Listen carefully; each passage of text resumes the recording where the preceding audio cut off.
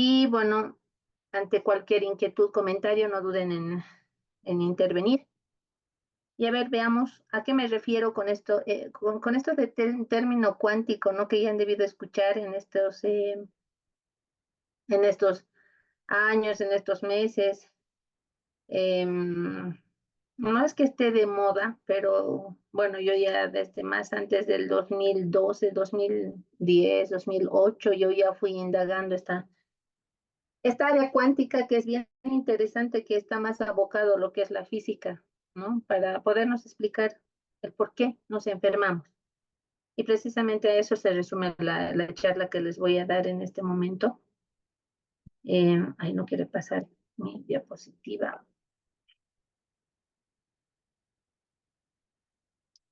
Bueno, perdón. En la presentación hacía mención la doctora, ¿no? Que mi especialidad, soy patóloga maxilofacial, y para hacer entender lo que es la patología bucal maxilofacial, se supone, es obvio que tengo que entender lo que es patología general. Y para entender patología general tengo que conocer obviamente a las células, que de eso se trata la patología, ¿no? Es el diagnóstico de esta. A esto se resume mi especialidad, colegas. A ver en un microscopio y dar un diagnóstico, dar un informe histopatológico de lo que son las diferentes lesiones que se puedan encontrar o que vamos viendo en la región maxilofacial. Pero mi curiosidad, mi pregunta va más allá. ¿Por qué estas células es que manifiestan esos cambios? ¿Por qué crecen? ¿Por qué se transforman? Entonces, aquí mostrándoles un poquito de lo que es la patología bucal, mi especialidad, ¿no? Ahí estamos viendo un corte histopatológico de una lesión, y aquí estamos viendo lo que es medicina bucal. Perdón, estoy saliendo de un resfrío. Siempre les hago conocer, colegas, esto de mi especialidad, porque no utilizamos muy bien los términos. El decir medicina bucal es diferente a patología bucal, ¿no? La patología bucal netamente es el diagnóstico histopatológico, estudio de las enfermedades, pero a nivel microscópico. En cambio, la medicina bucal, como hay posgrados que vemos en el medio que sí hay, son más accesibles, abarca el área de medicina bucal. Todo lo clínico que vemos, así como esa lesión que estamos viendo, abarca lo que es medicina bucal, ¿no? Y obviamente se complementa con lo que es patología bucal. Y bueno, la medicina, tanto como la patología, nos ayudan a llegar a un diagnóstico en el área estomatológica. ¿Para qué? Para dar un tratamiento, ¿no? Y hay diferentes. Hablarles de patologías, hoy día podía haber elegido, gracias a la invitación de la doctora Leida, me decía, pues da una charla así, pero tantos temas hay en patología, ¿no? Podría hablar de tumores óseos, odontogénicos, quistes, neoplasias epiteliales, qué sé yo. Hay mucho por hablar.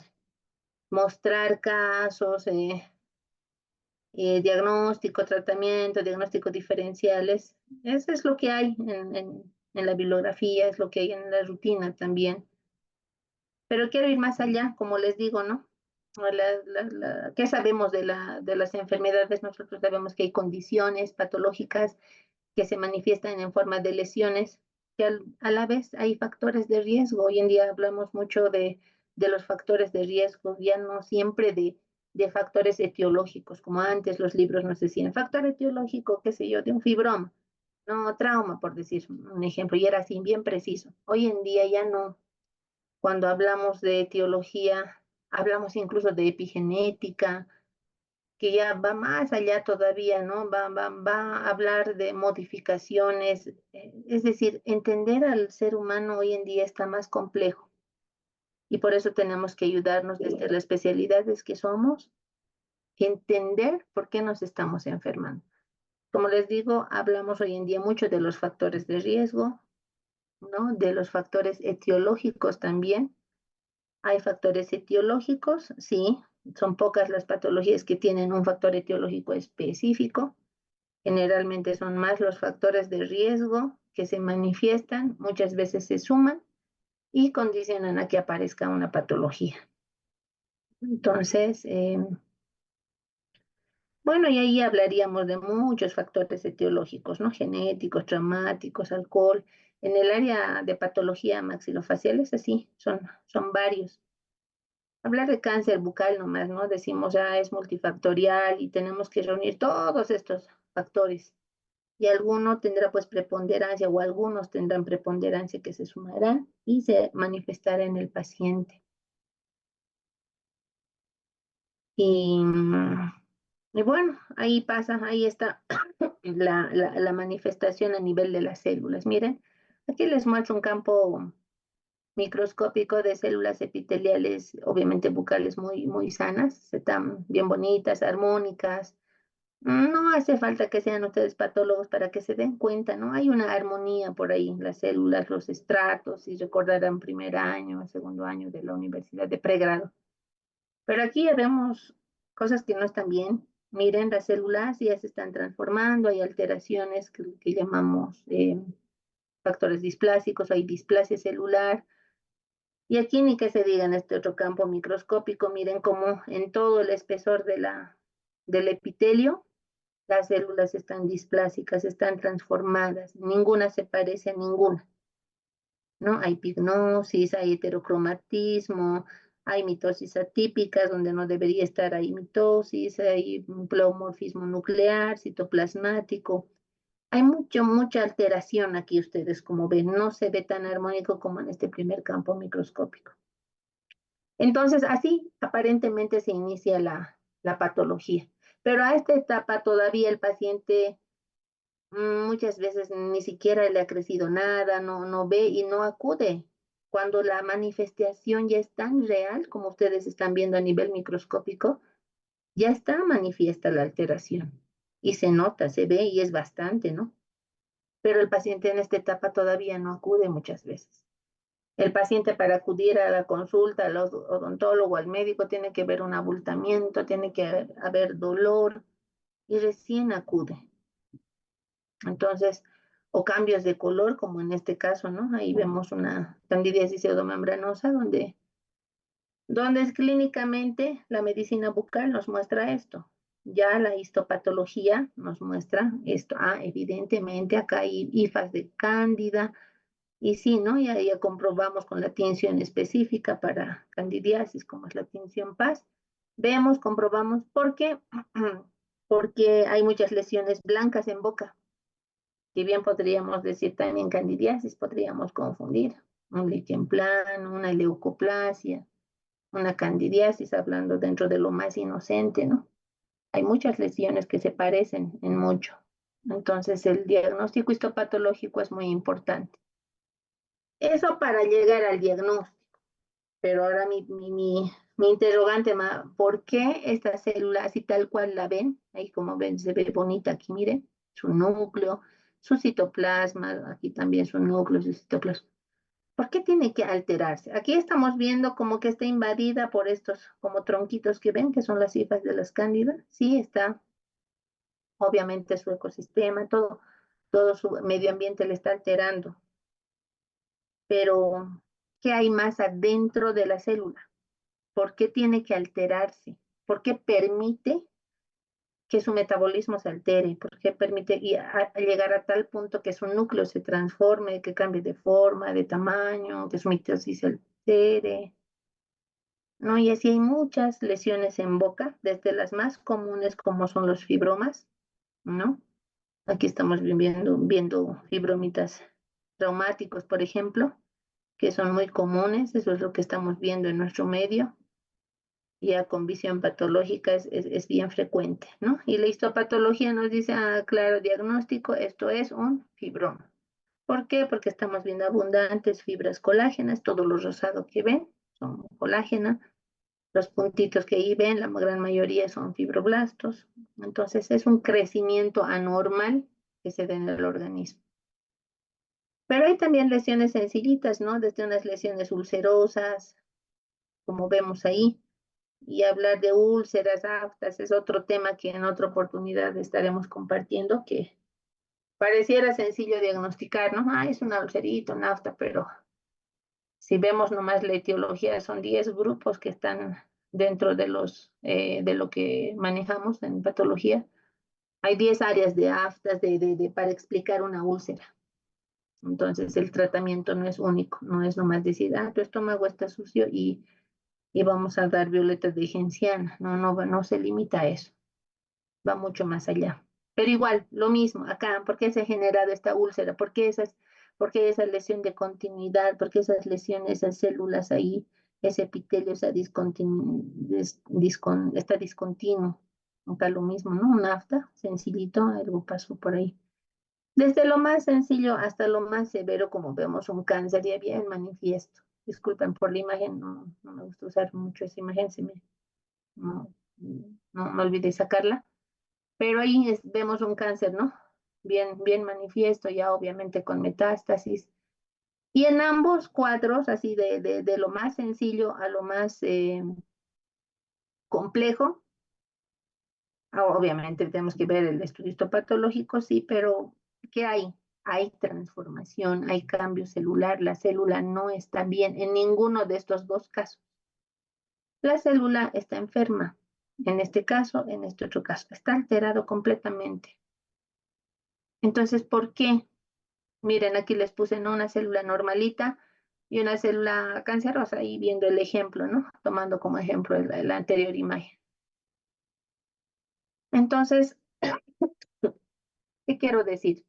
Bueno, ahí hay unas fotitos de que siempre nos estamos actualizando, ¿no? Siempre que se pueda hay que salir, digo yo, hay que aprovechar de colegas de afuera. La patología afuera está muy avanzada ya hace varios años.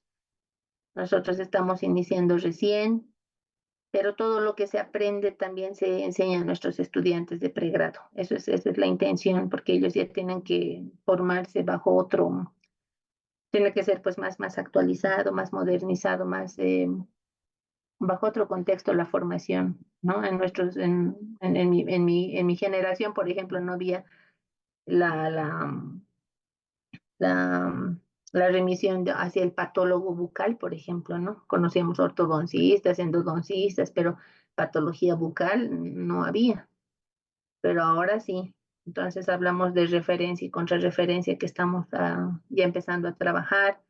En la Universidad Pública del Alto estamos motivando, si vale el término, o empujando para contar con un laboratorio de diagnóstico. Ya casi estamos en la fase final. Prácticamente ya estamos haciendo diagnóstico de alguna manera, hay que darse modos. Entonces, y a los estudiantes, a nuestros estudiantes, futuros colegas también, pues mostrarles, ¿no? Con todo lo que es patología bucal. Entonces, ¿qué pasa con la célula? Eso quiero que me entiendan, colegas.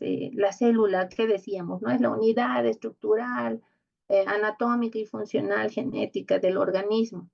Sí, es lo más pequeñito que nos representa, porque nosotros somos un conglomerado de células. Sí, pero esa célula es macro, y ahora lo vamos a ver a partir de esta charla, es como un organismo enorme, que para que se enferme tiene que pasar cosas en lo pequeño, en lo más pequeño que hay en ella. Entonces, esta célula, todo el tiempo, sea cual fuere la célula de cualquier tejido que vean, está respirando constantemente, necesita respirar, necesita alimentarse, nutrirse para tener un metabolismo adecuado, igual que nosotros, ¿no? Entonces, así como hace su metabolismo, anabolismo, catabolismo, etcétera, no voy a hablar de citología. Sabemos, nosotros conocemos absolutamente todos porque estamos en el área de salud, eliminamos desechos constantemente, así nosotros como seres humanos defecamos, la célula también elimina dióxido de carbono, elimina ácido úrico, urea, ácido láctico, desechos del metabolismo mitocondrial, ¿no? Y todo ese conjunto debe ser constantemente también eliminado de su medio entorno, tanto de su medio interno como externo. Pero ¿qué pasa cuando no es así? Cuando su respiración está alterada, su metabolismo está alterado, todas estas sustancias se van acumulando. Entonces, ¿qué va a generar? va a generar la producción de sustancias proinflamatorias. Estas mismas van a dar lugar y son, su acumulación, son productos de sustancias proinflamatorias. Por otro lado, también están aquí, no lo puse, pero están los oxidantes. Bastantes, la célula constantemente elimina, ¿no? Radicales libres, y los radicales libres, producto de su acumulación, forman oxidantes. Ahora, la célula por sí sola genera ciertos antioxidantes, pero necesita la ayuda externa también para no oxidarse, porque la célula, si se oxida, ¿qué pasa? Envejece rápido. Su metabolismo se altera y obviamente su apoptosis ya va a estar acelerada. Entonces, radicales libres, todos estos elementos tóxicos son sustancias proinflamatorias. Miren, dice proinflamatorias, ya está induciendo a la inflamación. ¿Y qué pasa en la inflamación? Hay bastante liberación de factores de crecimiento. Y los factores de crecimiento, bueno, pues son unas sustancias químicas que las mismas células liberan, que hace que prácticamente guían a la célula. La célula no tiene teléfono, no tiene oídos, pero cómo se organizan ellas mediante factores de crecimiento. Algunos hay factores de crecimiento o hay otro grupo de factores inhibidores del crecimiento, que le dicen hasta ahí nomás tu mitosis, o ya entra en mitosis, o entra en apoptosis, o qué sé yo, tú diferenciate, necesitan macrófagos aquí, se necesita fagocitar, hacen falta macrófagos, entonces las células indiferenciadas reciben factores de crecimiento y dicen tenemos que transformarnos en macrófagos y fagocitan, y es así, es todo un mundo en la célula y todo debe estar en equilibrio. Pero no pasa eso. ¿Por qué? Para empezar, colegas, nosotros no respiramos bien, respiramos por sobrevivencia, podríamos decir. ¿Por qué? Porque es lo mínimo. En este momento yo estoy hablando, sí, mi respiración es mínima. Espero que ustedes sí estén respirando. Deberíamos inhalar, ¿no? O por lo menos hasta contar unos 5 segundos, incluso algunos 10. Inspirar, que el oxígeno llegue hasta lo más profundo posible. No voy a hablar de fisiología de la carga pulmonar, alveolar, pero tendríamos que llenar esos alvéolos de oxígeno. ¿Para qué? Para que absolutamente todas las células de nuestro organismo les llegue buen oxígeno para su respiración aerobia. Pero no es así, no es así. A ratos nos ocupamos más en discutir, nos olvidamos de respirar, de oxigenar, y la pobre célula no está respirando bien. Entonces, ¿qué hace? No puedo hacer respiración aerobia, dice la célula, haré respiración anaerobia. ¿Qué hace? Carbohidratos. Los carbohidratos, tiene que recurrir a los carbohidratos para su respiración anaerobia. Pero ¿qué hacemos? Tampoco le damos buenos carbohidratos. Entonces, no nos estamos alimentando bien por ese otro lado tampoco. Les damos, si le damos carbohidratos, les damos súper refinados, sabemos cómo nos estamos alimentando. Entonces, a la célula, ¿qué le queda? No me dan oxígeno, no puedo tener un metabolismo adecuado, no me limpian, mi medio ambiente es tóxico, se vuelve ácido. ¿Qué voy a hacer? Voy a crecer más de lo normal, hará hipertrofia, se transformará en otra forma celular, hará metaplasia, o tal vez crecerá, se multiplicará. No, voy a multiplicarme por sobrevivencia y va a empezar a crecer cierto tejido. O tal vez va a empezar a achicarse, se va a atrofiar, se va a transformar tal vez como en la displasia, ¿no? Va a cambiar su forma de núcleo, de citoplasma, de tamaño, o quizás se muera, ¿no? Ya sea vía necrosis o vía apoptosis. A eso le empujamos a las células. ¿Por qué? Porque no le estamos dando condiciones. Ahora, eso es dentro de lo biológico. Ahorita vamos a ver dónde va más allá todavía por qué la célula se enferma. El paciente viene así, colegas. El paciente viene, igual otro ejemplo de este señor de cáncer ya bien manifiesto, porque su histopatología salió, las perlas de queratina y todo eso, un carcinoma bien evidente. Pero ya pues el paciente viene con dolores. Es lo último de lo último. Yo quiero hablarles hoy día de la célula. de cuando todavía no ha crecido, no hay tumor, no hay rubor, no hay esta lesión. Ahí tenemos que atacar. Entonces, la célula, ¿qué es? Sí, hemos dicho unidad estructural, fisiológica, genética, etcétera, sí, pero es grande, no es lo último, no es lo más pequeño que nosotros deberíamos comprender. De ahora en adelante tenemos que tomar a la célula como un referente desde donde deberemos empezar a prevenir la salud. Y colegas, esto no estoy hablando solamente yo, más adelante les voy a fundamentar, son muchos profesionales en el área de salud que ya estamos abordando este tema desde este enfoque. La celulita, colegas, tiene membranas, tiene... ¿Qué pasó aquí? Porque está...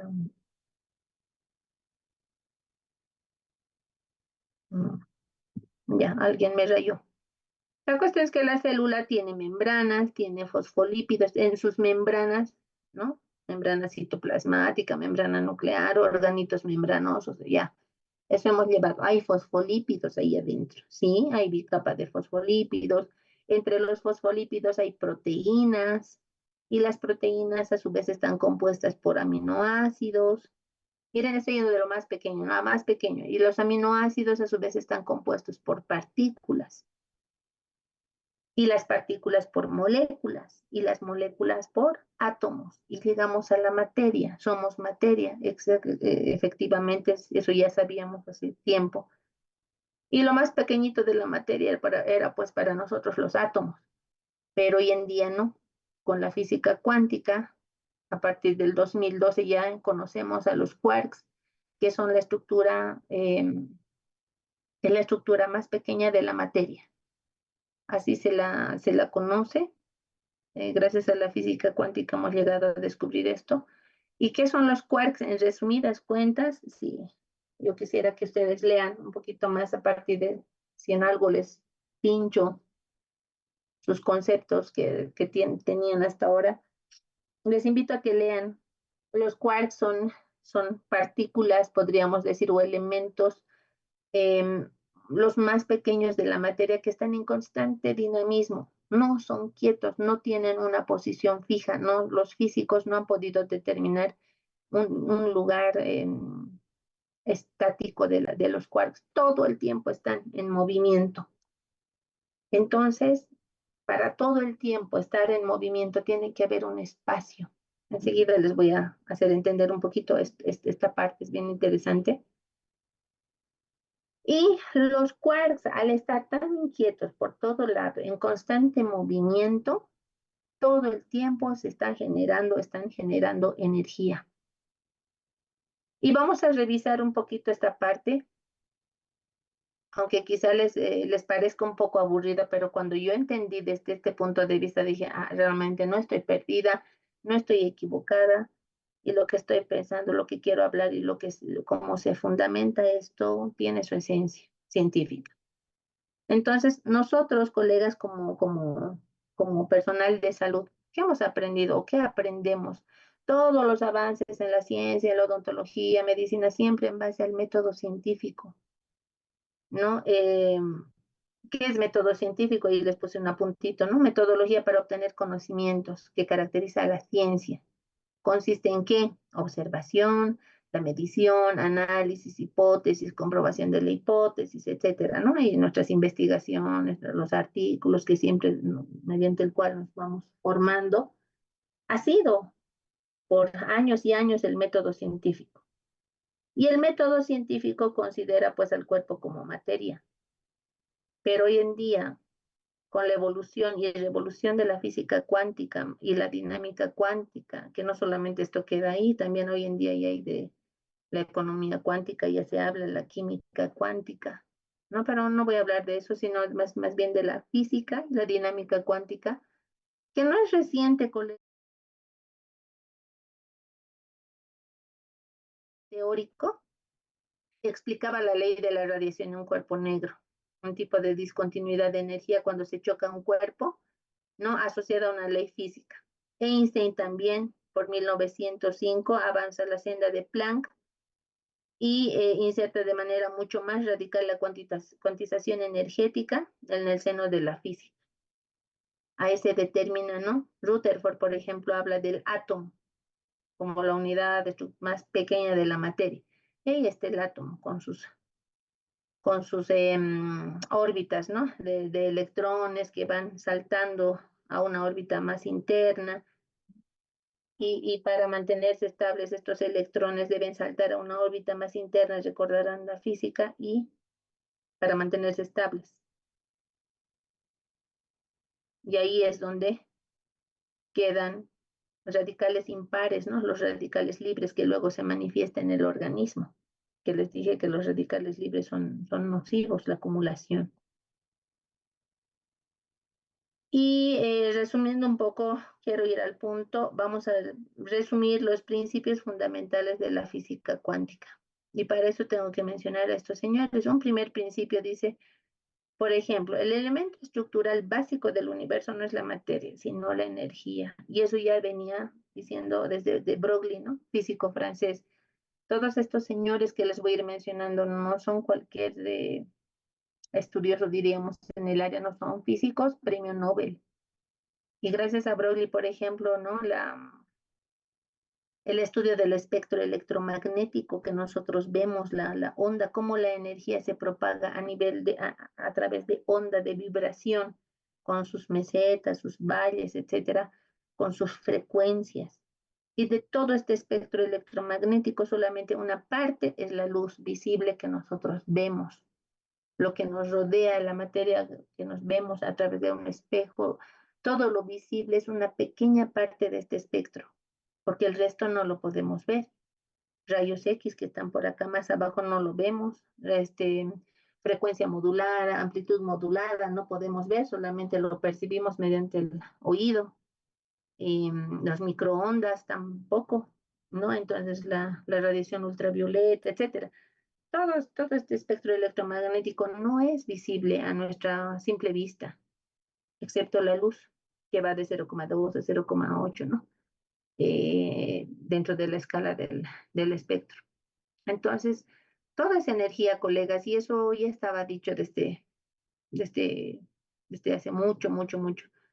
Toda esa energía que ni se crea ni se destruye, sino, decía él, de Broglie, decía, se transforma, está en continuo estado vibratorio, y aquí está tal cual la luz, si bien es rectilínea, por ejemplo, sí es rectilínea, pero se propaga a nivel de ondas. El electrón se propaga en ondas electromagnéticas, con amplitud de altura y intensidad, y se propaga como onda y partícula, lo que les estoy mostrando. Entonces, miren acá un segundo principio que respalda el primero. Niels Bohr, por ejemplo, también un físico, igual premio Nobel en el año 1922, también un físico teórico. Eh, por ejemplo, este físico danés contribuye, ¿no?, en que la comprensión del átomo y la mecánica cuántica a través de un experimento de la doble ranura, hace una doble ranura en un elemento sólido y emite el bombardeo de fotones desde un extremo. Y se supone que esos fotones deberían plasmarse en dos líneas sobre una superficie. Pero no es así. Cuando se lo ve de un costado, cuando el observador, no la parte que es observada, sino el observador ve de un costado, ve la difuminación como vemos acá, que los fotones se diseminan de diferente manera, como que debería plasmarse de este modo. Mira, pantalla vista de frente, dice. Entonces, ¿por qué se ve una cosa y se manifiesta de otra? ¿Por qué? Porque la materia es modificable dependiendo de la óptica del observador.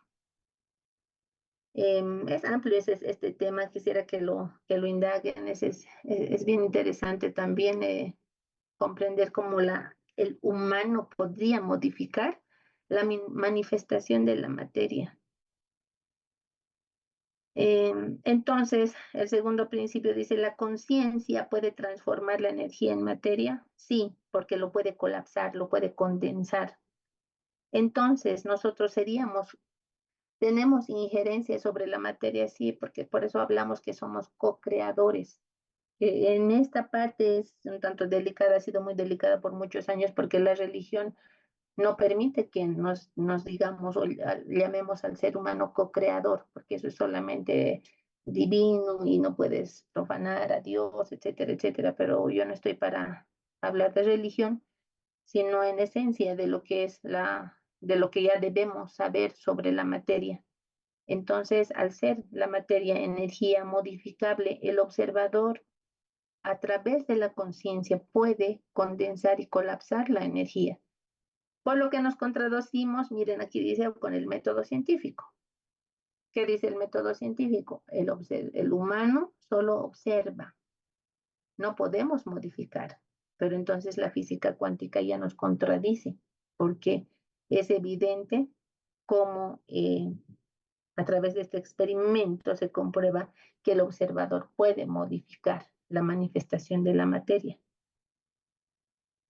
El determinismo, también el determinismo durante muchos años ha determinado, como dice su nombre, leyes que nos han regido y nos siguen rigiendo mucho, la fuerza gravitatoria, por ejemplo, la fuerza electromagnética, la fuerza nuclear fuerte, la fuerza nuclear débil, que son fuerzas del universo, que dicen no podemos modificarla, ¿no? Siempre nos han dicho, no, no se puede modificar, pero ya como ya va surgiendo la mecánica y dinámica cuántica que nos dice la materia es energía, ¿a través de qué? De una conciencia inteligente. Y con lo que coincide o lo que va perfectamente con lo que es la filosofía oriental, ¿no? El budismo, etcétera. Todo lo que nos rodea es energía que colapsamos, a lo que le llaman los budas maya, ¿no? Lo que nos rodea es una ilusión que nosotros estamos colapsando y estamos viendo. Debí de escuchar esa teoría también, que nada existe, todo es un vacío, todo es una impresión del observador. En cierta forma tiene su sentido, tiene su fundamento. El tercer principio de la física cuántica es que uno de los pioneros, miren acá, Heisenberg, demostró que la energía, como está constantemente en estado vibratorio, es imposible, lo que sabemos ahora, determinar el sitio del electrón ni su velocidad. Entonces no hay certeza de dónde, cuál es la posición exacta del electrón. Es por eso el principio de incertidumbre, no se sabe. Y contradice lo que dice el método científico, ¿no? El método científico tiene un principio que es de localidad, de posición. La materia debe estar en un sitio, en un espacio específico, dice. Entonces esto queda contradecido. Igual el señor premio Nobel también, ¿no?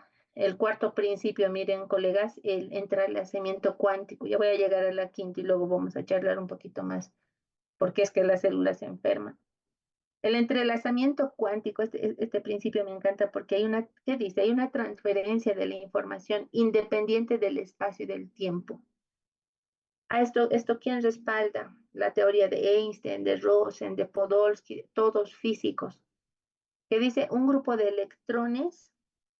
A esto les voy a explicar. Esto recién hace unos años lo han demostrado los físicos manipulando electrones. ¿Qué hicieron? Generaron los antípodas.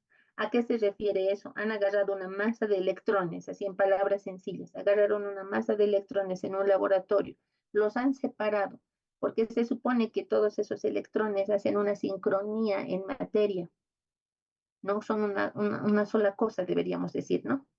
Pero los han separado y los han alejado, los han llevado, qué sé yo, a otro departamento, a otro país, ¿ya? ¿Y qué ha pasado? El grupo de electrones que se ha quedado en el laboratorio los han manipulado y han comprobado que el otro grupo de electrones que estaba en un lugar muy distante ha sufrido los mismos cambios que los electrones que estaban en el laboratorio. Entonces, simultáneamente ya se puede al mismo tiempo, ya no hay ni tiempo ni espacio. Con este cuarto principio del entrelazamiento cuántico se anula lo que es el principio del tiempo y el espacio. Yo sé que algunos han escuchado de eso, que el tiempo solamente es del humano, el ayer, el hoy, el mañana no existe. Y con esto sí se comprueba que todo es el ahora. Yo sé que de aquí a unos años vamos a ir evolucionando más como humanidad y van a ver que el principio del tiempo lo hemos creado nosotros para ubicarnos en este mundo. Y la distancia también es interesante. Con este principio no hay distancia, porque la distancia y el tiempo, ¿no? Las leyes como calculábamos en dinámica, por ejemplo, la dinámica clásica, cuánto tiempo transcurre en transportarse, qué sé yo, tal elemento bajo un tiempo y una distancia. ¿No? Hoy en día ya no, porque la materia es una solo, es energía, y dependiendo qué energía se le plasme en esa materia, podríamos transformar. Entonces, a este otro grupo que está lejos, pero que también sufre transformación, se le llama antípoda. El grupo de electrones que se modifica en laboratorio se modifica en la antípoda, dice por eso, ¿no?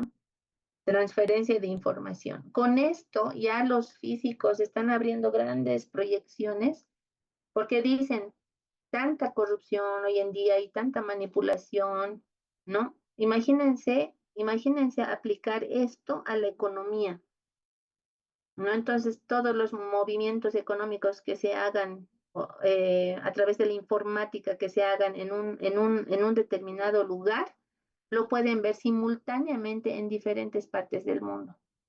Con eso se acabarían las manipulaciones, las corrupciones, y Dios mediante para eso vamos. Esta forma de entender a la materia nos va a abrir grandes, no sé, yo tengo mucha fe que nos va a abrir nos va a abrir los ojos y para una mejor humanidad, digo yo, porque hay tanta corrupción en este mundo y están hablando de aplicar a la informática cuántica, que posteriormente eso se va a aplicar a la economía cuántica, o sea, se va a llamar así. Entonces, hay fenómenos anímicos, por ejemplo, con esto ya estamos explicando la experiencia de la muerte. Tantos años que se ha tratado de entender a la muerte y no entendían, y hay testimonios de los que van a la muerte y que dicen que sí, continúa la vida después de la muerte.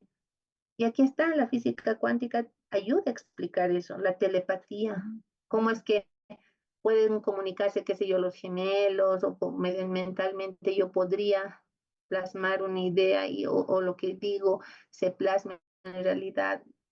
Cosas fenómenos anímicos que no los podía explicar la ciencia hoy en día con la cuántica, con la física cuántica, sí, la precognición, la telequinesia, la clarividencia, la psicoquinesia, la reencarnación, no que decíamos como personales del área de salud, no, la ciencia es la ciencia, el método científico es el método científico y como así, bien cuadrados, ¿no? Nos hemos formado.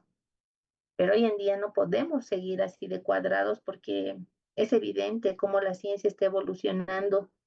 No es una ciencia objetiva, porque la cuántica sí es subjetiva, pero existe, porque ya lo han plasmado. Uno de los grandes médicos que habla también de este es cirujano médico, cirujano es ya mayorcito, es el doctor Manuel Segarra, que habla de los fenómenos anímicos.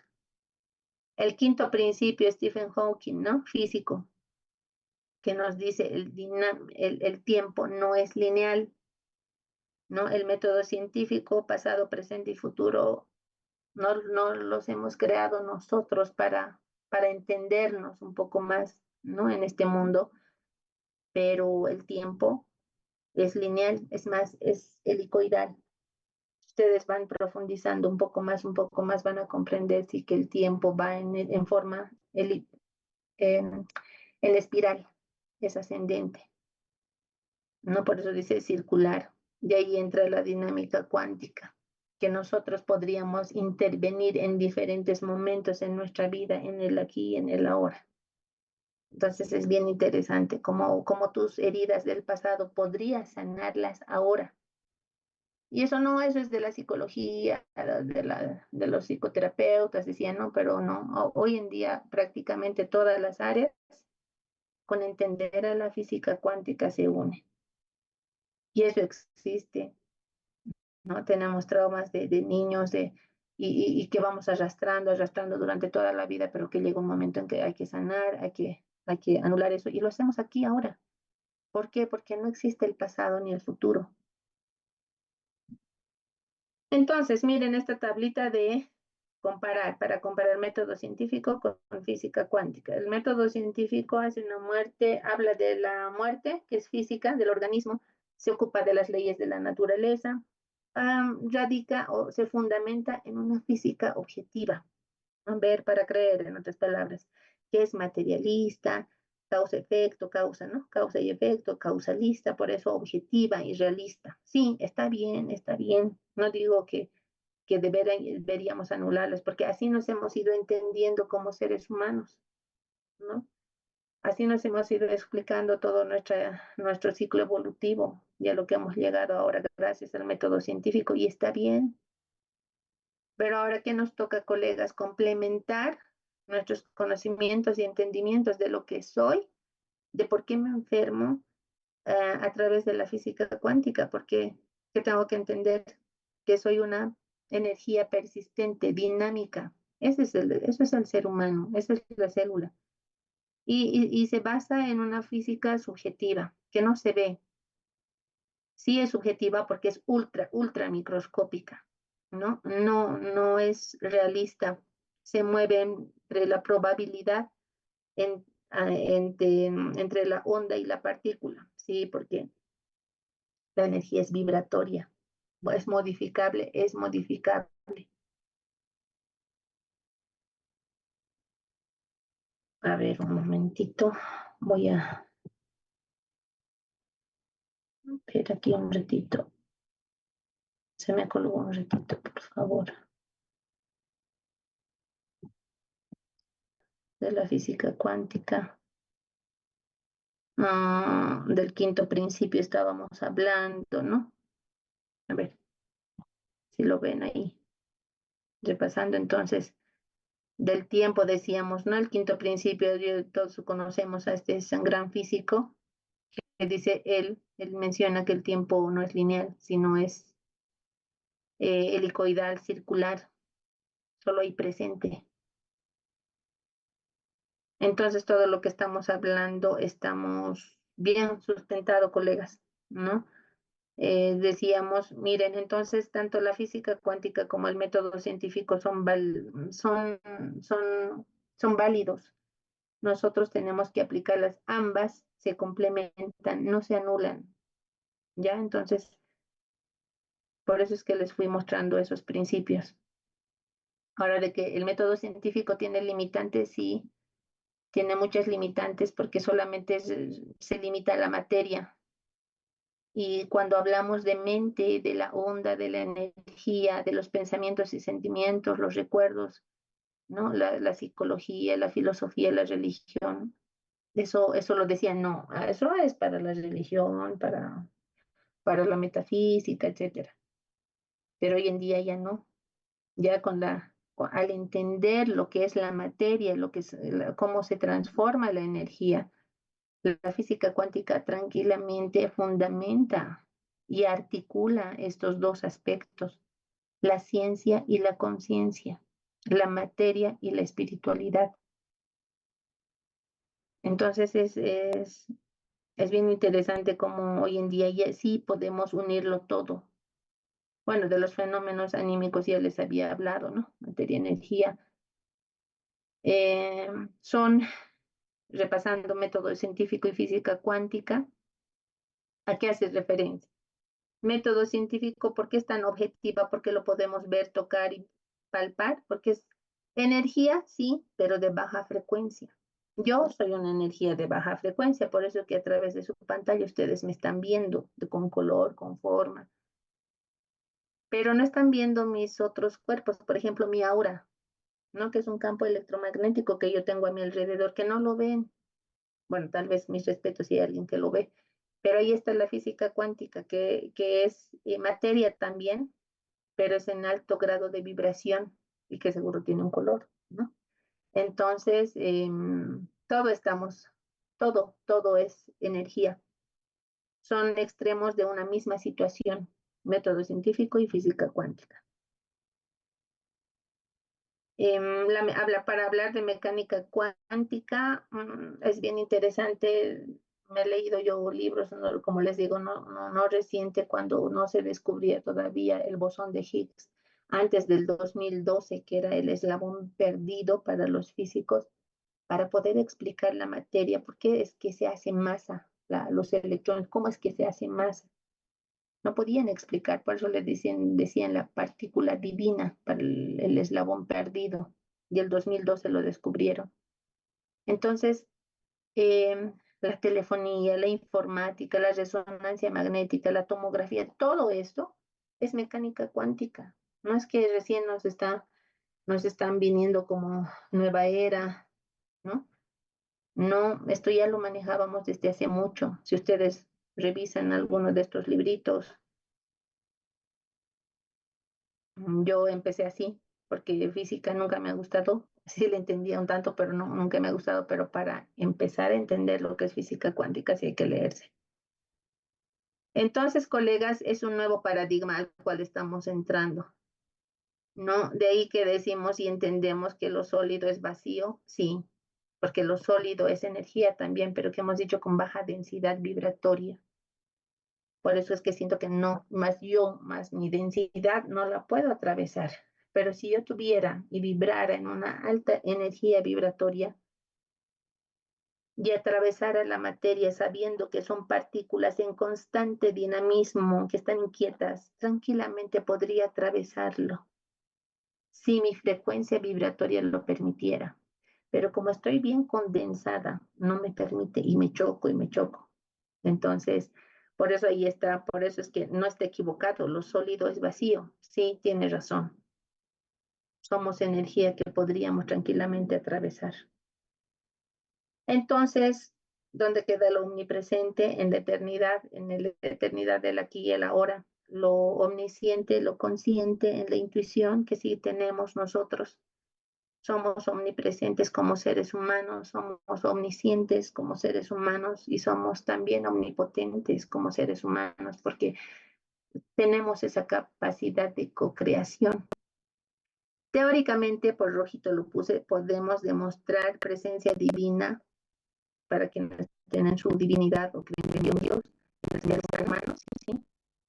No, pero el ser humano ha evolucionado de manera tan cuadrada que no, con Dios no te metas porque si no te va a hacer o sea, a, a donde ya sabemos, y no. Y nos hemos formado tan radicales, tan cuadrados. Y ahora que esto, la misma ciencia nos está ayudando a abrir los ojos y Dios no es nada más pues que amor, es una vibración de alta frecuencia. Cuando hablas de Dios te pones en una frecuencia alta. Esa es la divinidad desde mi punto de vista. Entonces hay arquetipos, por ejemplo, de conciencia no local, que Platón, Kant, físicos hablaban, ¿no? De principios y leyes universales que rigen nuestros pensamientos y nuestros actos. Y de ahí que viene la ética y no la no ética o a lo antiético. Y esos arquetipos de conciencia no local están pues el amor, la empatía, la justicia, porque actuamos así. Tienes que actuar con amor, tienes que ser empático con el prójimo, tienes que ser justo. Todo eso va entrelazado con la frecuencia vibratoria del cual uno está, de acuerdo a la vibración y a la densidad con la cual está constituida. Entonces, estos arquetipos, sí, durante todo este tiempo, por ejemplo, hay bondad, ego. El ego, por ejemplo, ha sido muy mal interpretado y mal practicado. No todos tenemos ego, que es algo para atendernos y cuidarnos nosotros mismos, el egocentrismo, pero lo mal practicamos y lo confundimos incluso con la maldad, el egoísmo, la egomanía, ¿no? El humano está bien egomaníaco. ¿Por qué? Porque tiene ignorancia, porque desconocemos muchas de estas cosas. Y creo que, gracias le digo a la doctora Aleida siempre, porque me da estos minutitos para hablar. Fácil es hablar de ciencia, de fundamentos, pero ¿cuántos nos estamos ocupando de esto? Y no es porque, ay, pues la doctora habla por el amor al prójimo y debe tener su religión, etcétera. No, ya pronto el nuevo paradigma va a ser sanarnos desde la vibración, desde la frecuencia vibratoria en la que estemos. Ignorancia porque estamos ignorando muchas cosas, desde empezar desde lo que somos. Y ahorita que sí les estoy recordando lo que somos. El egoísmo, el apego a lo material, el miedo, eso rige nuestro mundo y nuestro organismo. Ay, que va a haber inundaciones, que va a escasear todo, que está subiendo todo. Y nos entra un miedo, un temor y una preocupación, apego a lo material y nos enfermamos. Entonces, cuerpo, mente, supraconciencia. ¿Qué es el cuerpo? Es una energía colapsada, como decíamos, de baja frecuencia, por eso es sólido, por eso lo vemos. La mente es energía de alta frecuencia, tenemos mente, es eso que nos dirige. No es cierto que no podíamos explicar que la filosofía no más se encargaba de la mente, pero ahora con la física cuántica somos todo uno. Sí es energía de alta frecuencia. Y la supraconciencia es energía de altísima frecuencia, es esa nuestra divinidad que podríamos decirlo bajo un ojo religioso, desde un espectro religioso. ¿Y por qué nos enfermamos? ¿Por qué surge la patología?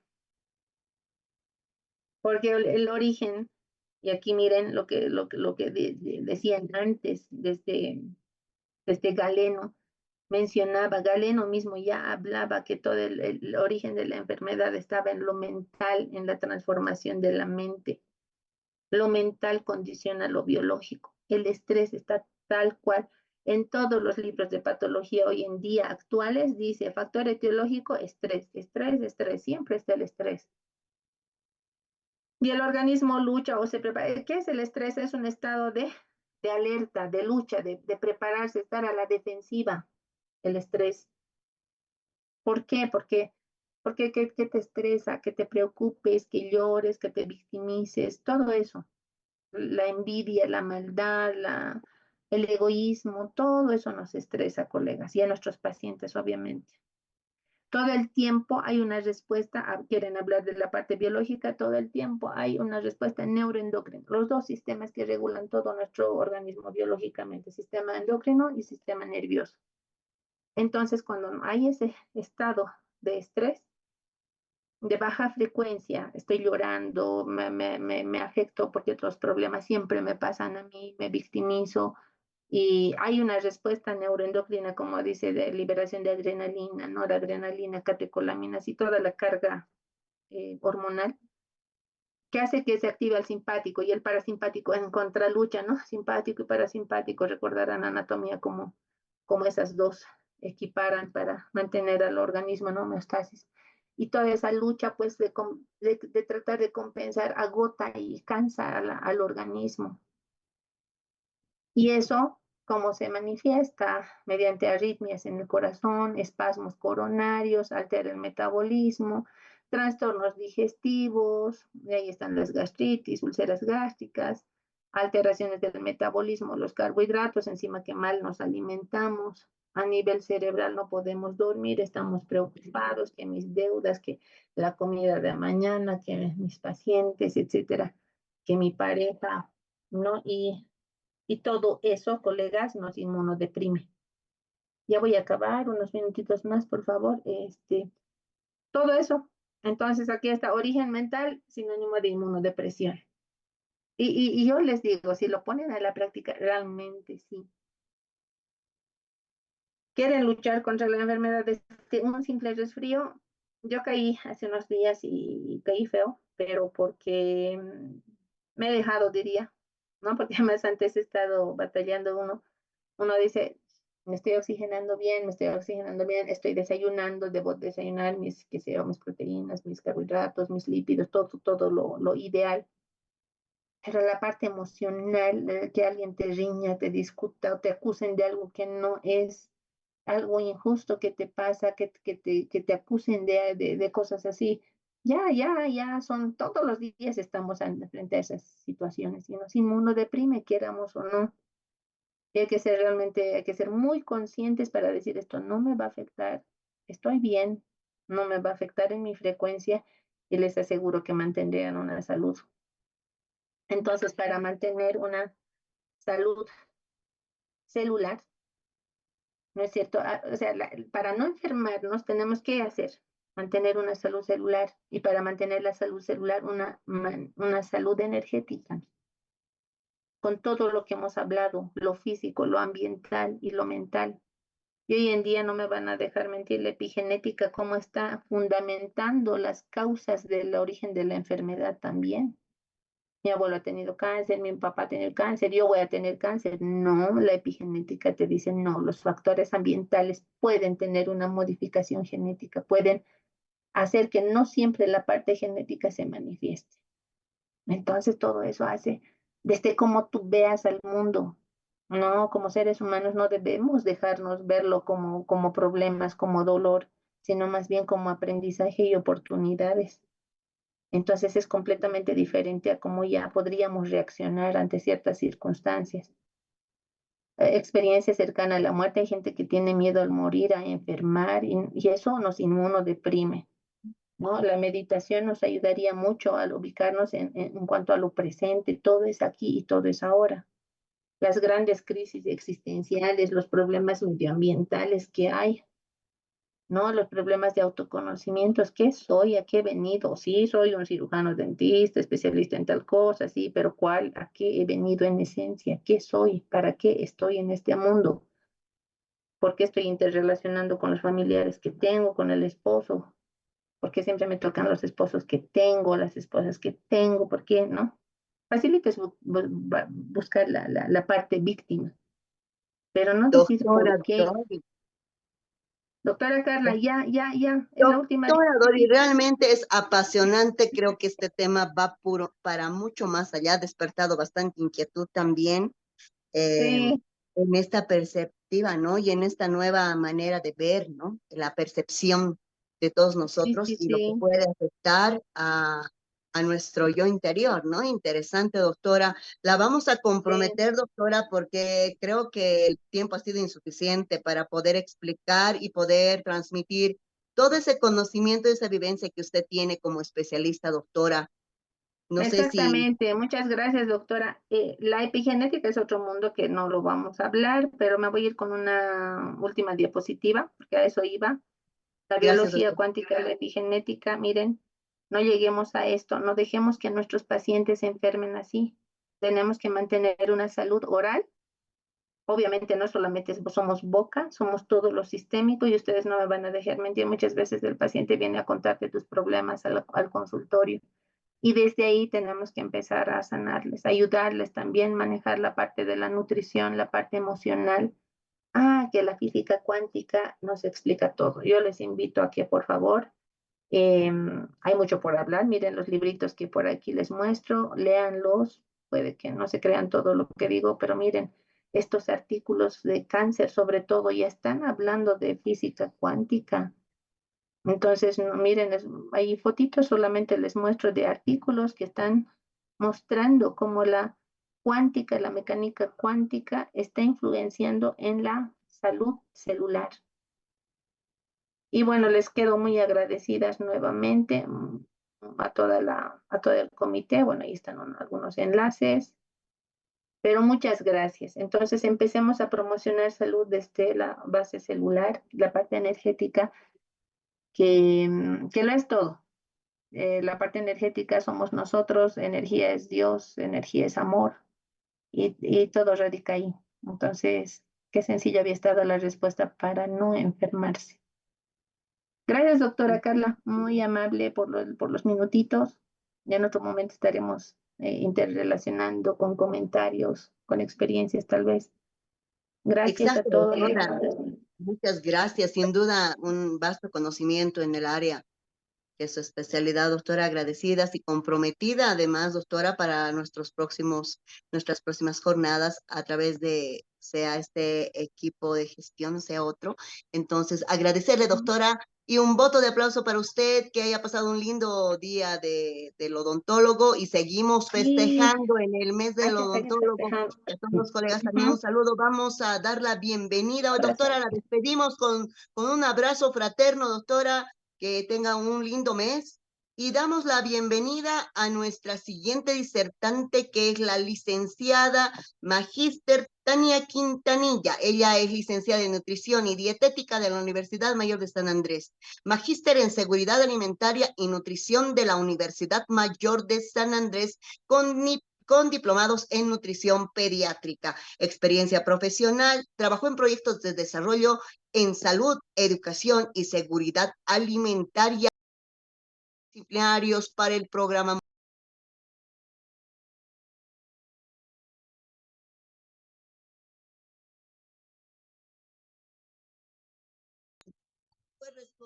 ¿Aló, me están escuchando? ¿Se escucha?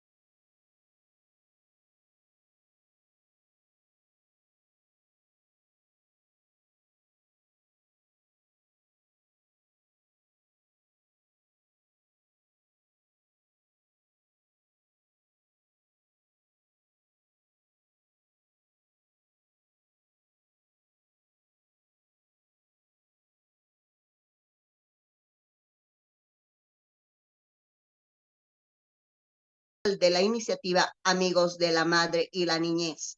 Tiene la experiencia en acreditaciones en lactancia materna. Actualmente tiene 16 establecimientos de primer nivel y uno de segundo nivel